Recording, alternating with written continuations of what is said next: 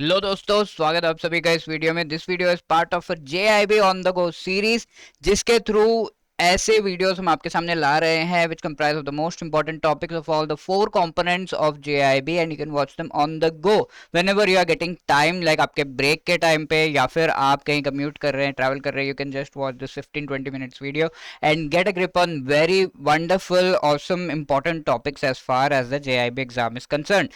And इस particular session में my and IFS उसका factoring, forfeiting and trade receivables discounting system, इसके बारे में डिस्कस करेंगे. What this is the chapter 37 as far as tie and IFS is concerned. And ये particular chapter में किस तरह के क्वेश्चंस आते हैं, कैसा जो है एग्जाम का क्वेश्चन पैटर्न रहता है, व्हाट आर द टॉपिक्स, कितना डेप्थ में पढ़ना है, सब कुछ इस पर्टिकुलर वीडियो में. So please stay tuned till the end of this particular video. And before moving ahead, I would like to tell you that EduTab has come up with wonderful documents to help you out in your preparation for the JIB exam. Most important topics, previous year questions and most important MCQs. ये topics जो है सारे most important है जो इसमें दिए हुए हैं, which give an idea कि कैसे किस टॉपिक से क्वेश्चंस एग्जाम में आते हैं और कैसा क्वेश्चन किस टॉपिक से आया हुआ है वो प्रीवियस ईयर क्वेश्चंस के इस डॉक्यूमेंट से आपको पता चलेगा. Right since 2023 when the syllabus changed, and 1200 most important MCQs का जो डॉक्यूमेंट है आपको हेल्प करेगा इन practicing all of these questions which are totally exam relevant of all the 4 papers as far as the JIB exam is concerned. Okay, अब इस particular document को पाने के लिए क्या करना है, इस वीडियो के डिस्क्रिप्शन में एक लिंक दिया हुआ है, please click on that and you will be able to get hold of the PDF format में आपको ये डॉक्यूमेंट जो है मिल जाएगा वहां से. Right, so before moving ahead this video का कोई भी अगर हम काम कर रहे हैं तो वी शुड नो कि is it really relevant and important as far as मेरा जो एंड गोल है. तो JIB एग्जाम में इस चैप्टर से काफी क्वेश्चंस पूछे गए हैं. यू कैन सी ये जून 2024 का प्रीवियस ईयर क्वेश्चन है. Which among the following is are eligible participants under the trade receivable discounting system. TReDS के अंडर कौन से पार्टिसिपेंट से पूछा जा रहा है. अगर हमें ट्रेड्स नहीं पता तो ऑब्वियसली डिफिकल्ट लगेगा, अगर पता है तो लगेगा कि अरे बहुत ही सिंपल क्वेश्चन है. तो पता करते हैं फटाफट से what these different topics are. Starting is the first thing that is factoring. तो यहाँ पर आप देख सकते हैं एक सेलर है. ये सेलर क्या कर रहा है, अपना जो भी गुड्स है वो इस बायर को सेंड कर रहा है. Okay, after sending the goods what is that buyer saying I can not pay now. कई बार ऐसा होता है कि बाद में पे करूंगा, थोड़ा यूज करके ऐसे करके थोड़ा लीवे दे दिया जाता है बता सेलर के, हाँ ठीक है आप ये चीज कर सकते हैं. तो सेलर ने वो लीवे दे दिया है and the buyer saying I can not pay it now. But seller अपने खुद के जो मैन्युफैक्चरिंग एक्टिविटीज है उसको कंटिन्यू करने के लिए उसको तो पैसे चाहिए, उसको जो लेबर है उसको पैसा देना है, उसको रॉ मटेरियल्स खरीदने हैं, तो पैसे जरूर रिक्वायर्ड होते हैं on day to day basis. उसका वर्किंग कैपिटल जो है मेंटेन रहना चाहिए. So for that if the payments are not done on the right time तो obviously it will be difficult for him. तो इस चीज को ध्यान में रखते हुए एक प्रोसेस लाया गया है which is called the factoring. कई बार एक और प्रोसेस से हम इसे रिलेट करते हैं which is called the bill discounting. Okay, क्या होता है इसमें, अब सेलर ने जो भी गुड्स सेंड किए हैं तो उससे रिलेटेड एक बिल उसने जनरेट किया एंड ही सेज कि ये बिल जो है 100 रुपीज का कॉस्ट है जो बायर को पे करना पड़ेगा. अब बायर ने कहा कि आई can not pay it immediately. So bill discounting में क्या किया जाता है, ये बिल सेलर ले जाएगा to a financial institution, mostly a bank. Bank के पास ले जाके कहेगा कि ये देखिए ये बिल है, ये मैं आपके पास गिरवी रख रहा हूँ या फिर I am giving it to you so that जब भी पेमेंट आएगी फिर आपको वो पैसे मिल जाएंगे. ठीक है, कितने का बिल है जी, बैंक वाले पूछते हैं and they get an answer के 100 रुपीज़ का है. ठीक है, आपको 100 रुपीज़ तो हम नहीं दे सकते हैं बट इसके ऊपर सम 80-85% जो कॉस्ट है वो हम जरूर आपको दे सकते हैं. इट इज़ जस्ट लाइक आप किसी के पास सोना लेके गए लेट से, तो क्या होता है वो सोना देने के बाद आपको लोन मिल जाता है. अब आप वो लोन रीपे करते हैं, you will get back your gold.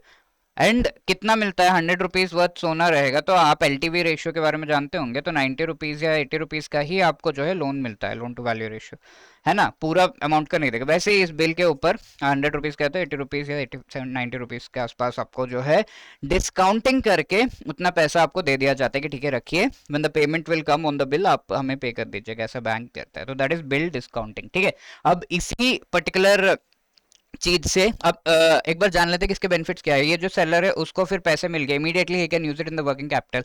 Bank को प्रॉफिट हो गया, यहाँ पर 80 रुपीज बैंक ने दिया and the transaction the payment that it gets is 100 rupees. Of course bill discounting में पेमेंट जो है सेलर को किया जाता है, फिर सेलर या बैंक को 100 रुपये दे देता है। That is a deal that the bank does. तो बिल डिस्काउंटिंग है सिंपल, दोनों पार्टीज को फायदा हो रहा है even though the payment is not done at the right time.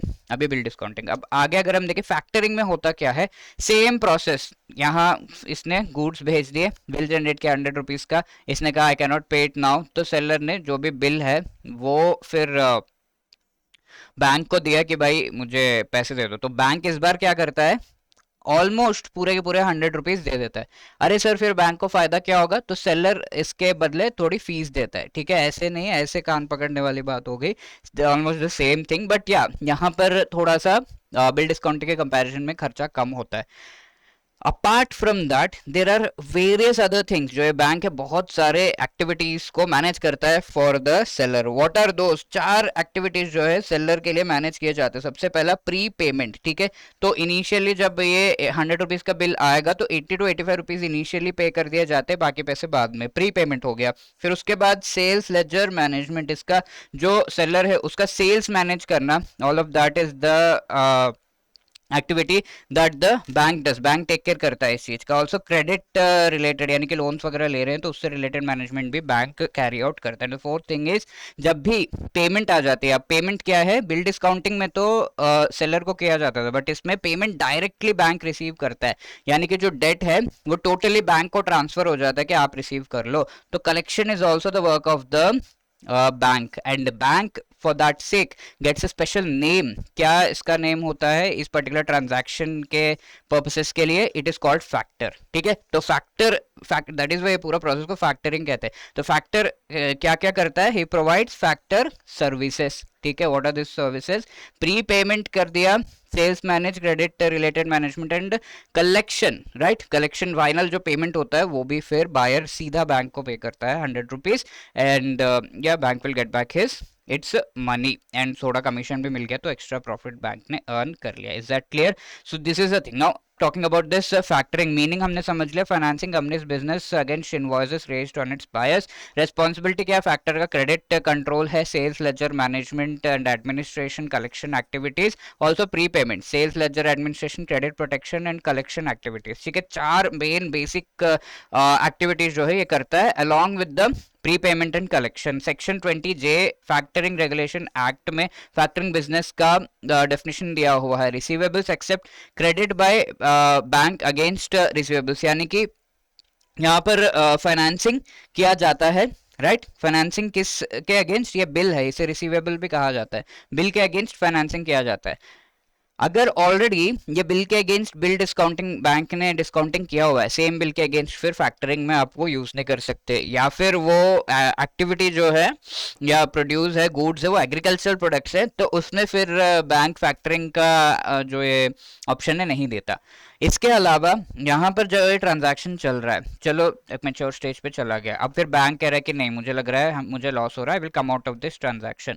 तो बैंक यूनिलेटरली इस ट्रांजैक्शन से बाहर आ जाता है कि मैं सारे पैसे इधर उधर वापस करके वापस बैंक निकल गया, या फिर किसी का लॉस हो रहा है, जो भी हो, बैंक विल कम आउट। ठीक है, तो that is called with recourse factoring. Right, तो ये जनरली थोड़ा सा डैमेजिंग होता है बाकी सारे पार्टीज के लिए, तो विथ रिकोर्स, एंड कई बार विदाउट रिकोर्स, यानी कि बैंक इस तरीके से यूनिलेटरली बाहर नहीं आ सकता, ये टर्म रहता है। तो इंडिया में विदाउट रिकोर्स जो है ये चीज को अलाउ नहीं किया जाता, बिकॉज बैंक को प्रोटेक्शन दिया जा रहा है कि भाई अगर बैंक को लग रहा है कुछ खतरा है तो bank has to come out of it, because bank is a third party, not at all involved also primarily. तो विदाउट रिकोर्स इंडिया में अलाउड नहीं, विथ रिकोर्स ही जो है फैक्टरिंग इंडिया में किया जा सकता है, but generally factoring can be done without recourse. अब लोकेशन कहाँ पर, मोस्टली ये डोमेस्टिक होता है, यानी कि इंडिया के अंदर सेलर और बायर दोनों इंडिया के अंदर ही रहते हैं, तो ये डोमेस्टिक होता है। और इसके लिए टाइम पीरियड जो मिलता है वो आपको जनरली 90 डेज का मिलता है, 90 डेज के अंदर जो भी तामझाम है खत्म हो जाना चाहिए। इसके अलावा प्रेजेंटली 60 डेज का ग्रेस पीरियड भी प्रोवाइड किया जाता है कि ठीक है थोड़ा सा लेट हो गया 60 days, and totally we can say 150 days का यहाँ पर जो है टाइम पीरियड होता है। But generally if they ask in the exam, normally पूछे तो the time period is 90 days only. ठीक है। इफ दे गिव स्पेसिफिकली कि ग्रेस पीरियड के साथ कितना है तो 150 डेज, या फिर ग्रेस पीरियड कितना है तो 60 days you can give mark in the exam. ठीक है, तो दीज आर द थिंग्स। अभी डोमेस्टिक होता है, इवन समटाइम्स इंटरनेशनल भी होता है। यहाँ से सामान आप भेज रहे हैं, आप एक्सपोर्टर बन जाते हैं, वहां पे रिसीव कर रहा है जो भी, वो इंपोर्टर बन जाता है। तो डोमेस्टिक इंटरनेशनल दो तरीके से ये किया जाता है। टाइम पीरियड मैंने बता दिया। एंड यहाँ पर ये 4 फंक्शंस के साथ साथ credit protection, sales ledger management, एक मैनेजमेंट इंफॉर्मेशन सिस्टम MIS भी बनाया जाता है for the seller as part of the bank. ठीक है, debtors, weekly statement of accounts, sales analysis, statement of outstanding, ये सारा जो है मैनेजमेंट इंफॉर्मेशन सिस्टम में इंफॉर्मेशन प्रोवाइड किया जाता है। एंड इसके बेसिस पर फिर बाकी एक्टिविटीज जो है bank for the seller carry out करता है। अब टाइप्स ऑफ फैक्टरिंग में हमने डोमेस्टिक इंटरनेशनल देख लिया, अब आगे हम इंटरनेशनल में कुछ बेसिक टाइप्स हैं। यहाँ पे देखिए, first one is a 2 factor system, because यहाँ पे एक्सपोर्टर है, लेट्स से यूएस में, इंपोर्टर इंडिया में, सेंडिंग द गुड्स। एंड फिर ये जो एक्सपोर्टर है वो एक्सपेक्ट करेगा payment coming from the export factor. And कोई ट्रांजैक्शन, कोई और चीज जो है इंपोर्टर के थ्रू करना रहेगा तो there will be a import factor in India also. ठीक है, तो 2 फैक्टर्स होते हैं तो उसे 2 फैक्टर सिस्टम कहा जाता है, because there are 2 factors. Export factor अलग है, इंपोर्ट फैक्टर अलग है। एंड चारों जो एक्टिविटीज है इन दोनों फैक्टर्स के द्वारा कैरी आउट किए जाते हैं मिलके। अब ये तो हो गया 2 फैक्टर। अब कई बार एक सिंगल फैक्टर सिस्टम होता है। यहाँ पे देखिए, एक्सपोर्टर के साथ एक्सपोर्ट फैक्टर, इंपोर्टर के साथ इंपोर्ट फैक्टर है। बट द थिंग इज कि import factor black and white में है। क्या मतलब है उसका? सारे जो ट्रांजैक्शन एक्टिविटीज है वो एक्सपोर्ट फैक्टर के थ्रू किए जाते हैं। ठीक है, नेमली फैक्टरिंग एग्रीमेंट जो है पहले इन दोनों के बीच होता है। फिर दूसरा, गुड्स जो है डिलीवर होते हैं by the exporter to the importer. तीसरा, गुड्स के रिसीवेबल्स यानी कि जो बिल है वो असाइन कर दिया जाता है एक्सपोर्ट फैक्टर की, भाई तुम पकड़ो। और फिर चौथा, फंडिंग जो है प्रोवाइड कर दिया जाता है एक्सपोर्ट फैक्टर के द्वारा एक्सपोर्टर को कि ये लो पैसे। पेमेंट बाय द बायर, अब बायर जब हो जाता है तो बायर डायरेक्टली एक्सपोर्ट फैक्टर को पेमेंट करता है। अब लेटेस्ट से ये वाला स्टेप, 5th स्टेप सही से नहीं हुआ, बायर ने पेमेंट नहीं किया, तो ऐसे केस में फिर इन्वोक किया जाता है हमारे इस इंपोर्ट फैक्टर को कि भाई उठो, कुंभकर्ण जागो, और फिर जाकर देखो कि ये इंपोर्टर कर क्या रहा है, पेमेंट उसने टाइम पे की नहीं है। तब इसे जगाया जाता है, ब्लैक एंड व्हाइट से कलर हो जाएगा। And then he will get the payment from this particular importer. And ऐसा, ठीक है। तो पहले तो इंपोर्ट फैक्टर फिर पेमेंट कर देता है on behalf of importer, and then वो यहाँ से वसूलता है पैसा। इस तरीके से होता है। तो 90 डेज का टाइम पीरियड दिया हुआ है। 90 डेज के बाद अगर बाद तक अगर ये पेमेंट क्लियर नहीं होता है, then import factor is woken up कि उठ जाओ, जाकर देखो कि क्या हो रहा है। तब तक सारे ट्रांजैक्शंस एक्सपोर्ट फैक्टर के थ्रू ही होते हैं। That is single factor system. अब डायरेक्ट एक्सपोर्ट फैक्टर सिस्टम में इंपोर्ट फैक्टर होता ही नहीं है, सिर्फ एक्सपोर्ट फैक्टर, सारे एक्टिविटीज एक्सपोर्ट फैक्टर के थ्रू। देन यहाँ ये हो गया डायरेक्ट एक्सपोर्ट फैक्टरिंग सिस्टम। अब यहाँ पर नेक्स्ट प्रोसेस दैट इज फोरफेटिंग में हम जा रहे हैं। अब फोरफेटिंग में क्या होता है? Everything is same, exporter importer. Forfaiting mostly international cases में किया जाता है, फैक्टरिंग जैसा ही है। अब यहाँ पे एक्सपोर्टर जो है गुड्स सेंड कर दिया, इसने कहा बाद में पेमेंट करूंगा, तो देयर इज अ फोरफेटर। ठीक है, अब होता ये है कि बाद में पे करूंगा, और ये इंटरनेशनल है, और ये होता है मीडियम टू, ये हमने देखा पिछला जो फैक्टरिंग है 90 डेज का time period generally, that is short term के लिए किया जाता है। ये मीडियम टू लॉन्ग टर्म के लिए किया जाता है, 1 से 5 साल के लिए ये पर्टिकुलर प्रोसेस जो है किया जाता है। Okay, so that is the thing. तो एक्सपोर्टर, एंड यहाँ पर अगर हम देखें this is importer, same setup. But अब फैक्टर नहीं होता है यहाँ पे, इंपोर्ट या एक्सपोर्ट फैक्टर, जैसे फोरफेटर। और ये फोरफेटर करता क्या है? फोरफेटर सेम एक्टिविटी, इसको फिर बिल वगैरह दिया जाएगा, जैसे सारा ट्रांसपोर्ट कर दिया गया है ऐसे कर दिया गया है। एंड अब इस बार क्योंकि ये मीडियम टू लॉन्ग टर्म के लिए है, इंटरनेशनल ट्रांजैक्शन है, तो रिस्क ज़्यादा है, ज़्यादा समय के लिए ये ट्रांजैक्शन ओपन रहेगा, तो इस वजह से एक बैंक को इन्वॉल्व किया जाता है इसमें। Okay, now what does this bank do? जो भी बिल्स है, सारे ट्रांसपोर्ट डॉक्यूमेंट्स है, सब कुछ, सारा डॉक्यूमेंट बैंक को सबमिट किया जाता है, फिर बैंक उसे एवेलाइज करता है। ठीक है, इंपोर्टर से कंफर्मेशन लेता है कि आप पेमेंट करोगे, यस, सारे डॉक्यूमेंट सही है, yes, and it will provide a avalised bill of exchange. It is nothing but bank ने अपना एक्सेप्टेंस, एंड इंपोर्टर ने अपना एक्सेप्टेंस दे दिया कि इस पर्टिकुलर टाइम पे I will be making the payment, and bank ने उसे रिकॉर्ड करके उसको स्टैंप लगा के फिर भेज दिया कि ठीक है, सारी चीज़ें ठीक है, यहाँ पर सारा कुछ कंफर्म कर दिया हमने। ये इसीलिए क्योंकि the time period is long and also ये इंटरनेशनल होता है मोस्टली, तो दैट इज़ वाई इसमें बैंक को इन्वॉल्व किया गया है। अब ये जब फाइनल डॉक्यूमेंट्स ये सब एवलाइज्ड बिल ऑफ एक्सचेंज वगैरह सबमिट किया जाता है फोरफिटर को, फिर forfaiter will make the payment to the exporter, and final payment जो है इंपोर्टर फिर पे कर देता है टू द फोरफिटर, राइट। तो इस तरीके से चलता है। अब यहाँ पर प्रॉफिट क्या है, हमने फैक्टरिंग में देखा कि 80 to 85% इनिशियली देते हैं, नो, यहाँ फोरफिटिंग में 100% पैसा जो है पे कर दिया जाता है, एंड फिर ये फीस लिया जाता है बाय द फोरफिटर, ठीक है। इस तरीके से ये डिफरेंट है, राइट। तो these are the things, and here you can see the entire flow. यहाँ पहले एग्रीमेंट हुआ एक्सपोर्टर फोरफिटर के बीच, सेकंड कमर्शियल कॉन्ट्रैक्ट हुआ between exporter importer, because long term है, इंटरनेशनल है। शिपमेंट ऑफ गुड्स किया गया इंपोर्टर को यहाँ से यहाँ, एंड उसके बाद एक्सपोर्टर शिपिंग डॉक्यूमेंट्स एवरीथिंग जो है इंपोर्टर बैंक को सबमिट करता है। फिर ये इंपोर्टर बैंक इंपोर्टर से कांटेक्ट करके कहता है कि ये पेमेंट डेट है, सब आप कंप्लाई करोगे, ही सेज यस, देन इसको एवलाइज किया जाता है, ठीक है। इंपोर्टर्स बैंक को accepts avalises the bill of exchange, sends to the exporter, exporter को भेजा जाता है, फिर एक्सपोर्टर ये फोरफिटर को सबमिट करता है, जैसा प्रोसेस मैंने आपको एक्सप्लेन किया था। अब ये फोरफिटर फिर पेमेंट कर देता है। Finally forfaiter presents bill of exchange, जो भी है फाइनल बिल जो है इंपोर्टर बैंक को दिया जाता है, इंपोर्टर फिर फाइनल पेमेंट करता है बैंक को, and that comes to the forfaiter. इस तरीके से पूरा प्रोसेस फ्लो चलता है। अब डिफरेंस क्या है फैक्टरिंग एंड फोरफिटिंग के बीच में? Factoring ongoing open account sales है, जहां पर कंटिन्यूअसली फैक्टर को जो सेलर है उसके साथ ट्रांजैक्शन करते रहना पड़ता है, बिकॉज वो काफी और चीजें मैनेज कर रहा है, सेल्स, क्रेडिट, सब कुछ। फोरफिटिंग में ऐसा कुछ नहीं है, वन ऑफ ट्रांजैक्शन है, ऐसे कोई day to day again and again transaction जो है इंटरेक्शन करने की जरूरत नहीं है with the seller. Factoring short term है, 90 days generally, and grace period के साथ 150 डेज है, but forfaiting is medium to long term 1 to 5 years। ये विथ या विदाउट रिकोर्स होता है, well forfaiting is without recourse only, ठीक है। फोरफिटिंग में बैंक बीच में बाहर नहीं निकल के आ सकते सारे entities. It requires continuous arrangement factor and client के बीच, कंटिन्यूसली ये बातचीत चलते रहती है, sorry, and seller need not route. यहाँ फोरफिटिंग में जो bills and everything, sales, credit related MIS report वगैरह करने की जरूरत नहीं, सारा बिजनेस जो है फोरफिटर के थ्रू रूट करने की जरूरत नहीं, बट फैक्टरिंग में ये जरूरत है। Factor assumes responsibility for collection, helps client with overheads, ठीक, कलेक्शन फिर वेरियस अदर एक्टिविटीज भी मैनेज करता है, बट यहाँ पे फोरफिटिंग में forfaiter's responsibility only collection of the debt, इतना तक ही है। चार्जेस यहाँ पे फाइनेंसिंग, कलेक्शन, क्योंकि यहाँ फाइनेंस, प्रीपेमेंट, कलेक्शन दोनों किया जा रहा है फैक्टरिंग में, फिर दूसरे सर्विसेज भी प्रोवाइड किए जा रहे हैं, तो that is why financing, collection, administration, credit protection, MIS सबको मिला के चार्जेस लगते हैं। एंड यहाँ फोरफिटिंग में से डिस्काउंट एंड कमिटमेंट की एक करेंगे, एंड फिर डिस्काउंटिंग चार्जेस लगते हैं कि हाँ भाई, हम आपको थोड़ा बहुत जो पेमेंट कर रहे हैं उस पर हमें तो थोड़ा प्रॉफिट होना चाहिए। तो फैक्टरिंग कॉमनली डोमेस्टिक इंटरनेशनल दोनों के लिए होता है, फोरफिटिंग इंटरनेशनल ट्रांजेक्शन्स के लिए ओनली होता है, ओके।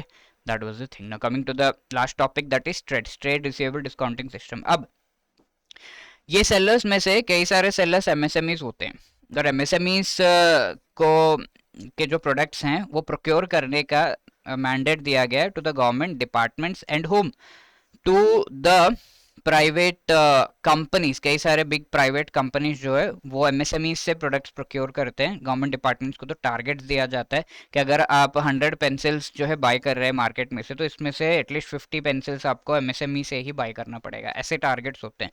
तो प्रोक्योरमेंट कहते हैं इस प्रोसेस को। तो गवर्नमेंट डिपार्टमेंट बाध्य है कि उसको MSME से ही लेना है, तो जब ले लेता है गवर्नमेंट डिपार्टमेंट, ठीक है ले लिया, ओके, सो गए। अब पेमेंट भी तो करना है, तो वो पेमेंट टाइम से गवर्नमेंट डिपार्टमेंट हो या प्राइवेट एंटिटीज हो MSMEs को नहीं करते, और वो एक दबाव बना भी नहीं पाते obviously, because we know. So in this case we need a particular setup जहां पर MSMEs को उनके पेमेंट सही टाइम पे मिल जाए। वो कैसे किया जा सकता है? तो अब एक ट्रेड्स का जो इनिशिएटिव है वो लाया गया है, जिसके थ्रू ये प्रोसेस क्विक किया जा रहा है, या फिर फैक्टरिंग को यूटिलाइज करके यहाँ पर ये चीज़ की जा रही है। तो shortage of liquid funds, this is the need. Solution क्या है? ट्रेड्स को 2014 में लॉन्च किया गया। विदाउट रिकोर्स जो है यहाँ पर फैक्टरिंग के थ्रू ये पेमेंट किया जाएगा। What is the process? Let us try to understand.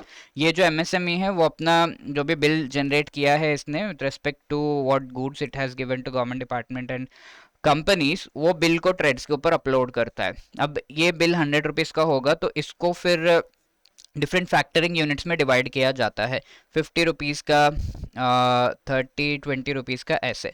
अब पहला जो एंटिटी है वो ये एमएसएमई है, ट्रेड्स पे ये डाल दिया, उसके बाद उसे फैक्टरिंग यूनिट्स में कन्वर्ट कर दिया। अब ये जो फैक्टरिंग यूनिट्स है इन पे बिडिंग होती है, ठीक है। कौन होता है बिडिंग करने वाला? बैंक्स एंड नॉन बैंक्स ये सब बिडिंग करते हैं।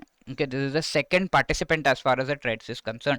अब ये बिडिंग करते हुए बताते हैं कि कोई बैंक 1 कहेगा 45 रुपीज़, बैंक 2 कहेगा 49 रुपीज़, इतना इतना करके वो बिडिंग करते हैं कि ये particular amount I will be paying, क्योंकि डिस्काउंटिंग चलता है तो 50 के ऊपर इतना पे करूँगा। तो which ever bid the MSME thinks is fine, उसको सेलेक्ट कर लेता है एंड वो पेमेंट ट्रांसफर किया जाता है तो एमएसएमई 49 इमीडिएटली। वैसे ही 30 रुपीज़ वाले पे बिडिंग हो गई 29, 28 ऐसे करके 29 इज गुड, तो फिर 29 यहाँ से जिसने भी बैंक या बैंक 2 एनबीएफसी 2 जो भी है उनका पेमेंट चल रहा है, तो वैसे 20 वाले पैसे करके फैक्टरिंग यूनिट्स पे बिडिंग की जाती है एंड जो भी हाईएस्ट बिड करता है, मोस्ट फेवरेबल बिड करता है, एमएसएमई सेलेक्ट्स इट एंड उस मनी को एक्सेप्ट कर लेता है। ऐसे पूरा 100 रुपीज़ तो नहीं आया बट डिस्काउंटेड अमाउंट एमएसएमई के पास आ गया। अब यह बिल अपलोड कर दिया गया है। अब नेक्स्ट क्या होगा? ये सारा हो गया, फिर after a certain amount of time फिर ये गवर्नमेंट डिपार्टमेंट, प्राइवेट कंपनीज जो है सीधा जो बिडर्स है उनको पेमेंट कर देते हैं। ओके, तो इस तरीके से। तो यहाँ पर थोड़ा जो इश्यू हो सकता है कि ये एमएसएमई है, उसने बिल डाला, फिर बिडिंग की, फिर वो पेमेंट नहीं आया, कुछ चीज़ें हो सकती हैं। तो अगर कुछ भी लॉस होता है तो देर इज़, तो यहाँ ये सेकंड है एंड ये थर्ड एंटिटीज़ हैं एंड कुछ लॉस होता है तो देर आर चांसेस कि एमएसएमई को मेजर लॉस हो सकता है। तो before moving to that, the fourth participant is this, जो ये ट्रेड्स प्लेटफॉर्म को मैनेज करते हैं and the fifth participant here is insurance companies are also added now. ठीक है, लेटेस्ट अपडेट ये है कि इंश्योरेंस कंपनीज को भी यहाँ पे ऐड किया गया ताकि कुछ भी किसी को कहीं पे लॉस होता है तो उससे रिलेटेड इंश्योरेंस ऑलरेडी बनी हुई है एंड उनको वो कंपनसेट कर दिया जा सके। So these are the participants, buyers, sellers, financiers, demat service providers जो इस पर्टिकुलर प्लेटफॉर्म, ट्रेड्स प्लेटफॉर्म को चला रहे हैं। And the fifth one here addition is the insurance companies. ठीक है, तो इस तरीके से ये है प्रोसेस, पूरा मैंने बता दिया। सप्लायर जो सप्लाई कर रहा है गुड्स एंड सर्विसेज वो भेज देता है, सप्लायर लॉगिन करता है ट्रेड्स पे एंड इनवॉइस अपलोड करता है, बायर फिर वेरीफाई करके अप्रूव करता है कि इनवॉइस ठीक है, इनवॉइस कन्वर्ट किया जाता है फैक्टरिंग यूनिट्स में, बिडिंग की जाती है उसके ऊपर, जो भी बिड में जीत रहा है उसको फिर उससे पैसे लिए जाते हैं। सप्लायर फैक्टरिंग बिड एक्सेप्ट करके ट्रेड्स प्लेटफॉर्म जो फाइनेंसर है उससे पैसे सप्लायर को भेजता है जो एमएसएमई है एंड ट्रेड प्लेटफॉर्म फाइनली जो बायर है वो इन फाइनेंसर्स को पे कर सके उसके लिए सेटलमेंट इंस्ट्रक्शन जो है जनरेट करता है। अब ये तो हो गया फैक्टरिंग। अब कई बार क्या होता है, ये एमएसएमईज को पता नहीं होता कि ये ट्रेड्स नाम का एक प्लेटफॉर्म भी है, वहाँ पे ये कर सकते हैं। गवर्नमेंट डिपार्टमेंट, प्राइवेट कंपनीज जो थोड़े रिस्पॉन्सिबल हैं वो खुद से ही ट्रेड्स प्लेटफॉर्म पे ये प्रोसेस इनिशिएट करते हैं, तो इस प्रोसेस को हम रिवर्स फैक्टरिंग कहते हैं। क्या कहते हैं? Reverse factoring over TReDS platform कहते हैं। Is that clear? तो I hope all of these things are clear and please try to answer this question. Uploading invoice in the TReDS is a process of, ये कौन किस तरह का process है? General पूछा गया है तो it is a process of factoring. अगर यहाँ पे दिया होता कि where the buyer government department या company uploads the invoice on to the trades platform तो वो रिवर्स फैक्टरिंग होता।